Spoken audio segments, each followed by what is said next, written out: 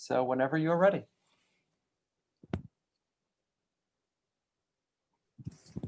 Everyone see the screen? Yes, we got it, Brandon. So hi guys, my name is Brandon Coughlin. I'm currently a junior in Sargent College studying human physiology. I'm Anika. I'm a junior in CAS and I'm studying biology. I'm Sophia. Hi, I'm also a junior in CIS studying economics and political science with a minor in our business school, the Questrom School of Business. Hi, my name is Asia. I'm Italian and I am studying political science and economics with a minor in business at BU. Hello, my name is Angela. I am from both Washington, D.C. and South Korea. I am a sophomore studying international relations. So before we begin, we just want to kind of set the mood and do a quick intro with this quote. We don't need a melting pot in this country, folks. We need a salad bowl. In a salad bowl, you put in the different things. You want the vegetables, the lettuce, the cucumbers, the onion, the green peppers to maintain their identity. You appreciate the differences. So one of our overall goals for this project is to explore everyone's journey and appreciate all the experiences they have. While also digging deeper, you might find that despite going through living in different places around the world, their journeys aren't really as different as they may seem. So this is an interactive presentation. So I'll give it to you guys. You guys can select where you'd like to travel first.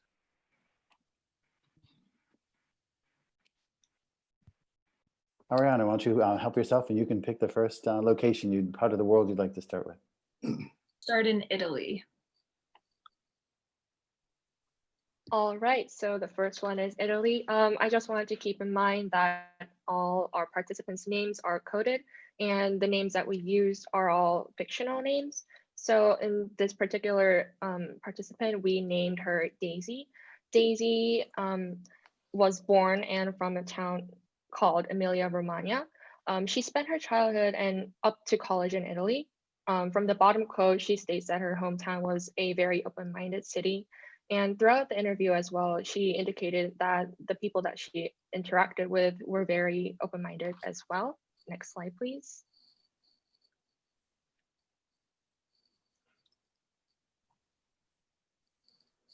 So her next destination of her story is now in Germany. Unlike the other interviewees that we have talked with, Daisy is an older age range, which is why we can see that she was in a city called Göttingen, which was close to the border of East Germany. Her experience gives her a glimpse of her lifetime during the division of Germany and how that experience made her welcome and challenge to new situations she encounters. One story that she shared with me is that she would go for a walk to the wall with her friends since it was an unprecedented structure and situation. Next slide, please. And last but not least, after she stayed in Germany for about 2 years, she went back to Italy very briefly, and then she traveled to the US for more opportunities in her career, keeping in mind that she studied medicine and she is a physician in research. What was surprising to me when I asked her about her experience in the US was that when she came to Boston, she did not experience any alienation while staying here. As her first quote indicates, she said that Boston rather felt very European to her because of the influx of Europeans at the time. Also, there were a lot of foreigners in general during her stay in Boston. So she stated that she rather felt comfortable that she was not the only foreigner in this particular city. Not only Europeans, but there were also a lot of Asians, which made it more international.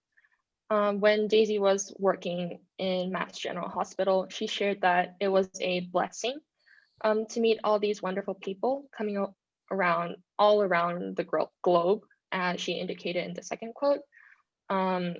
As you can see, China, South Korea, Japan, Germany, France. She also said England, the Netherlands, and so much more. She highly valued this experience as she also enjoyed the cultural exposure and the mixture to it. After staying in Boston for 8 years, she later indicated in her interview that she went to New York City, Dallas, Texas, and now currently in the University of Cincinnati to continue her studies and research in the medical sector.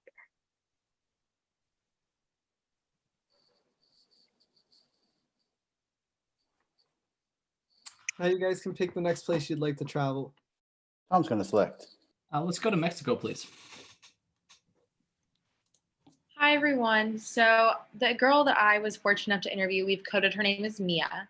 And she shared with me that while she was born in Mexico, she didn't live there for very long, although she does hold her Mexican Latina heritage to heart, as well as her half Dutch heritage.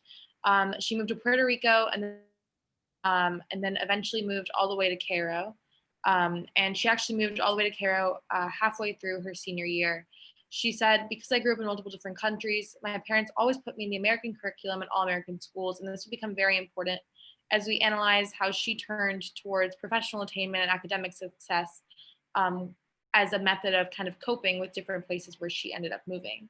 So like I mentioned, she did move to Cairo. Next slide, yeah, thanks. And she moved halfway through her senior year. And this quote really resonated with me. And she said, "It's very hard to be the new kid sometimes, especially when I moved to Egypt. I lived in the DR for 6 years prior and moved there for my senior year. It was a whole new culture, a whole new language, and a different school." And she shared with me that this transition was very challenging because obviously your senior year is very important to a lot of American and Latin American students. And in Egypt, it was viewed a little differently. It wasn't this big rite of passage. It was more of just an academic attainment.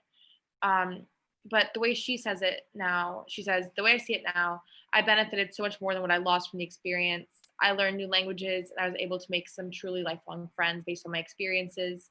And she said, "True connections remain no matter the distance." And I thought that was really, really poignant and important to share because it'll tie into some later themes further on in our presentation. She ended up moving to the United States for university. She was drawn to BU because of the diversity in the student population, and she decided to pursue a business degree here because, like I touched on earlier, by moving around so much, she really found comfort in seeing what her dad did for a living, and her dad works in finance, and she was able to kind of see herself following in similar footsteps. That's why she came to a school like BU where there's incredible diversity, but also an incredible will to succeed professionally and academically. And we have a great business school, which she's now a student in. And Mia's doing very well and is happy to share with all of us today that she's going to be working in New York at a bank this summer, and she's very excited.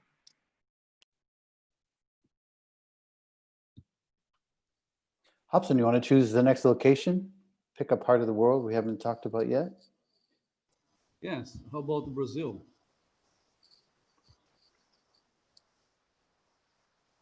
So I interviewed Nicole. She was originally born in Chile. She lived there for about 10 months old until her family moved to Brazil. And in Brazil, she spent most of her childhood. She remembers the beach and the communities and also having to learn a lot of languages really quickly. It was also a very confusing time period for her as her family was moving on a lot. And she really struggled finding a stable place to really identify as home. She describes this time as kind of hard making friends in school and really relying on her family's support system, which is really huge in her life. But she really remembers just the bond that she developed with her sister in Brazil. After spending some time in Brazil, she moved to the United Kingdom when she was 12 years old. It was here when she really felt the struggles of having to move around while getting an education so young. She really struggled to make close friends and develop those deeper connections you'd love to see. And she was actively trying to search for new ways to find these opportunities. She describes her time in the United Kingdom as, "I make friends pretty fast, but I do struggle making like really close friends. When you move around a lot, it's tougher making those deeper connections." And then she finally moved to Canada, and she moved to Canada after her freshman year of high school. And this is when she really felt the most dramatic change in her life.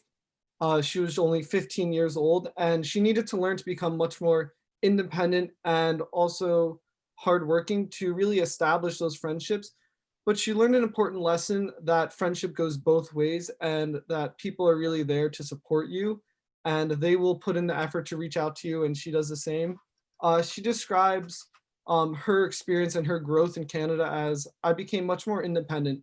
I had to be like really resilient to be able to get into the friend groups. And then just my friends, like keeping in touch with people is hard, but it also shows me my true friendships. And then finally, after her family moved to North Carolina, she came to the United States to Boston University. And for her, it was a huge culture shock. Throughout her whole life, she's usually been with people from all across the world, international students. And when she first moved into her freshman dorm, seeing a lot of only American students in her dorm was definitely a culture shock for her. But at BU, she found the different communities and resources, such as joining a sorority, that allowed her to be vulnerable, share these experiences, and make those deeper connections, which she loved. And also, she realized how important these different groups are to have in your life, as well as your own family. These support groups helped her with her homesickness and her feeling of missing her parents as well. And one quote that definitely defines her time now is, I try to be my own person, but it's definitely been such a great outlet and place to allow me to grow. So BU really allowed her to grow, develop what she wants to become in the future. She is a business student who wants to go into business, but if there is no monetary constraints, she wants to develop a family style restaurant with her family, just because she loves the experience of sharing the family vibe, as well as just introducing and meeting new people to different cultures as well.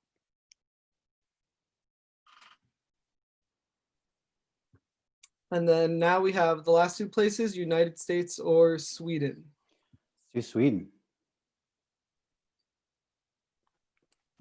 Okay, so the person we interviewed, we called her Ella. Again, this is just a fictional name. And when she was asked about her childhood, she says that she spent most of the time in the countryside in Sweden. And the downside of living in the countryside, she said that she was forced to hang out with the people around her, whether she liked it or not. But this kind of forced her to be more open-minded and to meet new people in an easier way. And another aspect that characterized her time in Sweden was her passion for traveling. As she said, I love traveling, but I also loved reading about traveling. So that was a major part of her childhood. And of course, living in the countryside, she also did a lot of horseback riding. And then during high school in Sweden, next slide, she was awarded a scholarship to go to Uganda, and her passion for traveling, as well as her support from her family, which is a recurring theme in her interview, gave her the courage to go to Uganda. And she, in her quote, she says, I went to Uganda to research how deforestation impacted the local economy. And that was a huge impact because it shaped what she wanted to become, what her career goal now. And in fact, when asked about what pushed her to come to Boston University, she said that this experience in Uganda opened her vision, and she realized that she wanted to have an impact in the world and do something more international. And next. So aside from her passion for traveling, what also pushed her to go to United States was the support of her family. And as she says, she traveled a lot in the US during her childhood because her dad was a big fan of the United States. And that combined to her passion for traveling and her desire to do something international, she decided to apply to BU because it had a good international relations program, which was, this interest in her was fostered by her experience in Uganda. And she said her family was very supportive of her choice to the United States, and this made it even more exciting for her. But she does say that after a few years, her family did admit to her that they were not too happy with her leaving because she was so far away. But it definitely helped her to have a strong family support. But even though she did travel to the United States before and thought it was going to be easy to live in a new country, she still did experience a culture shock, and perhaps one that she didn't fully overcome, because she said, I realized that I'm not hanging out with any Americans. No offense to Americans, but it's just like such a big cultural change. from Europeans, but she did say that the large international community at Boston University helped her have a sense that she could create a home even though she was so far away from her hometown. And she says that she's happy about it, and she made her goal of traveling and studying something that could make an impact in the world true. So yeah. And take us to your last location in the US. I got the opportunity to interview someone that we're going to call Jim for this presentation. So Jim was born in the US, but he only lived here for 4 years. Next slide, please. Thank you. Before he and his family moved to Taipei and then to Singapore. So Singapore is where Jim spent most of his childhood, and his childhood in Singapore gave him the opportunity to travel and experience different cultures, which not only shaped his hobbies, but also his inclination towards multicultural environments, which is something that we're going to see come up a lot. Next slide, please. When he was 16, he and his family moved back to the US, and he experienced something called reverse culture shock. Reverse culture shock is fairly common in expatriates, and it's sort of this disorientation when expats return to their country of origin. This disorientation was something that he experienced, especially in his high school, because he wasn't able to relate to the other Americans, having grown up in Singapore around students that were from predominantly Southeast Asian backgrounds. So you can see in the third quote, he says that he was just trying to be a regular American guy, but it didn't feel like him and he couldn't fit in. He also talks about how his household wasn't a typical American household. Like he says, it had a different vibe. And that was because it had these cultural influences from all of the places he traveled and he'd lived. And I want to draw your attention once again to this sort of appreciation for multiculturalism, and especially how he and his family were able to incorporate it into their immediate surroundings. And then after high school, he came to BU. Next slide, please. Yeah, he came to BU, and one of the things that he liked the most about BU was the diversity. It was one of the things that attracted him to it in the first place. He said that it felt like home again, and it was really interesting to see how home to Jim was more rooted in the presence of different cultures and ethnicities as opposed to something more geographic like a city. He also talks about how he met other expats and how they were so much more relatable to him, and they even provided a community for him to be a part of. So we can see that once he met people that had similar life experiences to him, he felt like he was fitting in. So Jim especially leaned more towards people of different ethnicities and people that came from different backgrounds.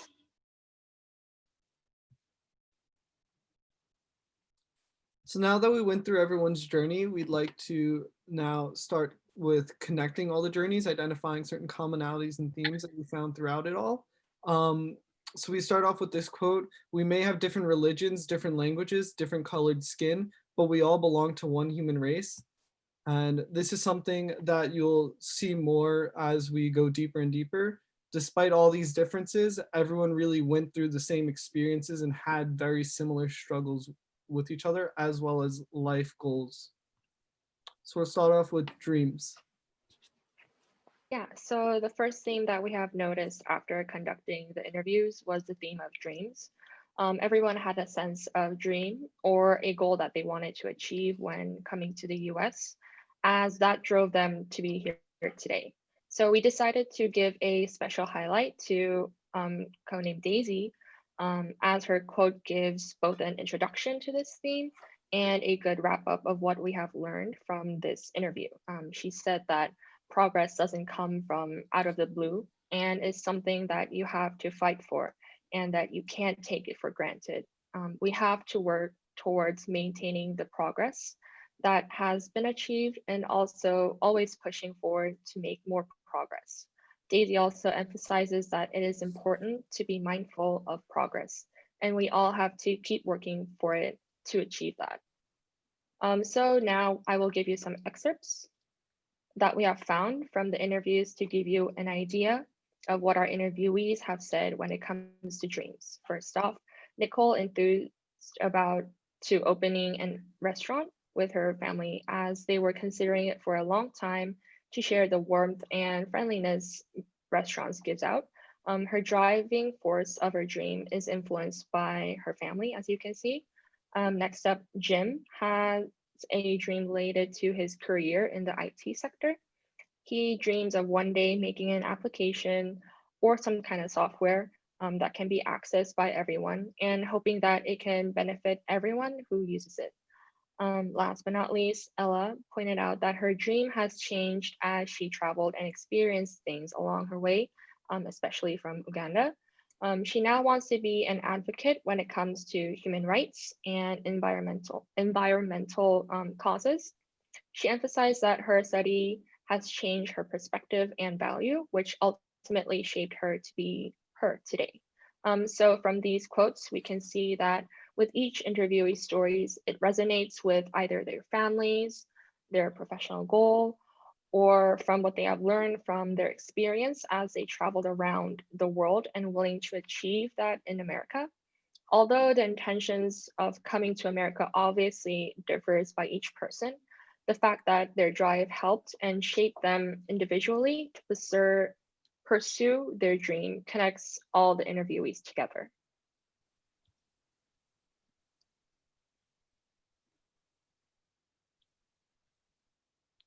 So up next, we have family and friends and community connections. So we start off with the quote, "Alone we can do so little, together we can do so much more." So we could do so much. As we dive into some of the excerpts, we'll start off with Nicole. She states, "I definitely have grown since I've joined a sorority. The people I've met within it and I've definitely changed, but it wasn't because of it. It was because I found myself. I realized I was happy with who I am."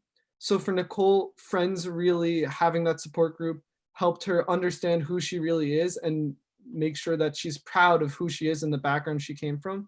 Mia stated, "I have a great support system here with my friends. I also feel very much supported by my family, even though we aren't in the same place." For Mia, one of the great things to help her feel a little bit more adjusted in her new environment was having this group of friends as well as family there supporting it. Even if they are long distance, you can still have that connection and support systems there. Ella describes, "My experience at BU so far was amazing, mostly because of all of the international students that you meet from all over the place. I think just because my family was very outgoing, they like to get to know more people, and I think they had a big impact on me coming to the US. For her, her family helped shape her life, her behavior, values, and it's really shown with how she's able to connect with other students from across the world and also just from here in the US. And you can also see how her family was a driving factor for her journey so far." Daisy describes, "My mom was the first in her generation, first in her family to go to school, and she cared very much for it. She actually finished her degree to become a teacher during the very last year of war, Second World War. And for her, she was a smart woman and was great." For Daisy, this was obviously our older interviewee, but she describes her family as also an important aspect and also motivator for her own goals and aspirations in life. So as we can see throughout all of our interviewees, they all relied on support systems and support structures to really help them with either their cultural changes or their driving force for their aspirations in life. And these groups have been shown to really help support them in their adjustment and also appreciate more of the environment that they're in.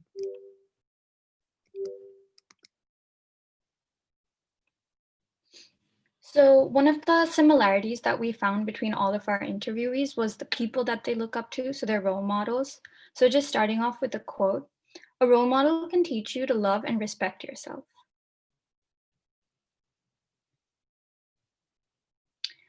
So Mia, Jim, and Ella all had family members as their role models. However, the impact that these family members had on them varied. For instance, Mia decided to follow in her dad's footsteps and pursue a career in business, whereas Jim and Ella's role models had more of an impact on some of their personality traits. For instance, Jim said that being caring and kind and giving are some of his important qualities, and he feels he developed them because of his parents. And Ella felt the same way because about what she said about being outgoing and more of an extroverted person. Daisy was unique, however, and she said that her role models were her teachers growing up because they were outspoken and witty and very supportive. So we see that despite having different kinds of role models, each of them had one, and they not only affected what career these interviewees might have chosen, but also the kind of people that they wanted to be when they grew up.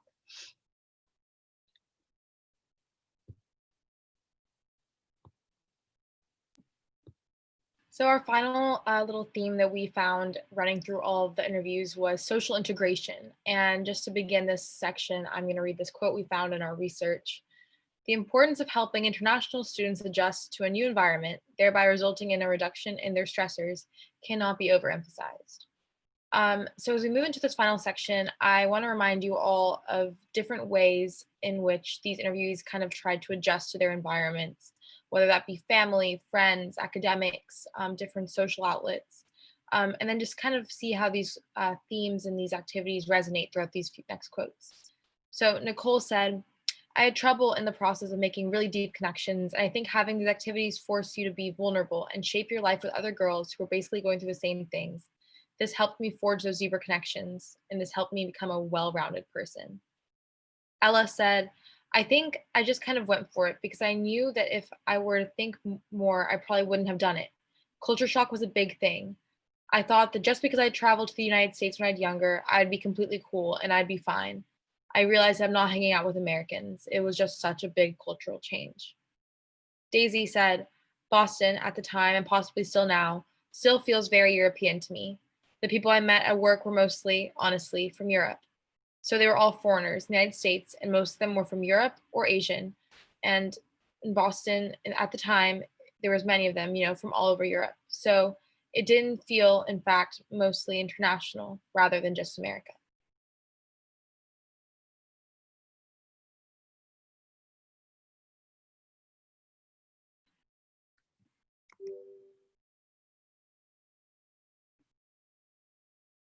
And then that's it for our presentation. If you have any more information, you can visit the Spirit of Wonder to view our project as well as the rest of the students' project in the future. And now we're open up for questions. Thank you. Thank you. Again, let's show them appreciation. You can give them hand claps or thumbs up or other related. We should move quickly, maybe one or two questions before we move on. Check my panel, see if anybody has one. Maybe not. I can offer a brief one, and that would be, so you interviewed people from different age groups, which is fascinating. What would you say would be learning that you had around the implications of interviewing people of different age groups? I can take this one, and then anyone else can hop in. I think something really interesting that we found, at first we were a bit worried because we were like, oh, maybe this one interview is going to be a huge outlier and she won't have any overlap with our other interviewees. She won't have the same sense of like dreams or role models or community integration. But what was really, really insightful actually was that we found the complete opposite phenomenon occurring. We found that despite the age gap, with this respondent being 30 years older than the rest, she still had role models playing a key part in her life. She still was seeking out these communities where she traveled. She was still seeking out different ways to integrate herself and to adjust. And we actually thought it was very, very interesting and poetic and important that we saw the same fundamental theme occurring despite age gap. And it was a concern of ours, but we actually found it, very, very important that that our worries weren't fulfilled. Quite a learning, quite an insight, Sophia. Thank you. Brandon? To add on a little bit more, what I also thought was very unique in all of our interviews, we had standard questions, but with her interview, she already achieved her dream as an adult with her current job. So it was very interesting to see that actual full growth from youth to adulthood. And the reflection we received was actually much more deeper and much more appreciative of all the events going on. And comparing it to some of our younger interviews who are still wondering about the future, looking out for the future, it's very unique situation to compare. Excellent, excellent. Thank you very much for your thoughtful presentation. I think that our panel has been able to ask wonderful questions and has learned a lot from the time. I'll say in my work with Hobson, we're working on perhaps expanding this work in a project that connects Japan and Brazil and the United States. And Ariana and I are working on a project that connects sort of local communities and kids in our local schools to a project. So different ways in which we're potentially going to spread and grow. You should let us know your ongoing interest in working in any of these areas, whether it's in an international project or whether it's working in local projects. We certainly would want to know of your interest and to keep you connected into the project as we go forward. Dr. Benke, I should turn it to you in case there's anything else to close before we release our panel. No, I think you said it all. I really enjoyed all of these presentations, and I think it's pretty clear from the very thoughtful questions that you all got that the folks from the Spirit of Wonder were also really engaged. So you should all feel good about that. And I'll also just say thank you to all of our guests today for taking time out of your busy schedules to be here. We really, really appreciate it. And certainly I know the students do as well. So thank you for giving us your time today as well. Yes, thank you all for coming. I'll say on the behalf